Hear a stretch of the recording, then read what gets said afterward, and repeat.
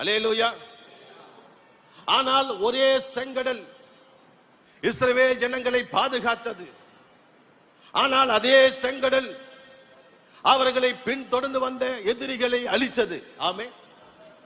எத்தனை பேர் ஞானஸ்தானம் எடுத்தீங்க? எத்தனை பேர் ஞானஸ்தானம் எடுத்தேன்? எத்தனை பேர் தண்ணிக்குள்ள இறங்குனீங்க? தண்ணிக்குள்ள இறங்கித்தான் ஞானஸ்தானம் எடுக்கணும்ல. சில பேர் ஆற்றில் எடுத்திருப்பார்கள், சில பேர் கடலில் எடுத்திருப்பார்கள், சில பேர் தொட்டில் எடுத்திருப்பார்கள். ஆனா எடுத்த நபர் தண்ணிக்குள்ள கண்டிப்பா என்ன செஞ்சிருக்கணும்? இறங்கி இருக்கணுமா? இறங்கி இருக்க கூடாதா?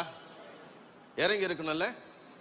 அப்படி நீங்கள் தண்ணீருக்குள்ளே இறங்கி இருந்தால் உங்களை பின்தொடர்ந்து வந்த அந்த சுயம், உங்களை பின்தொடர்ந்து வந்த அந்த எகிப்தின் பாவங்கள், அந்த கர்வம், அந்த பெருமை எல்லாம் அழிந்திருக்க வேண்டுமா?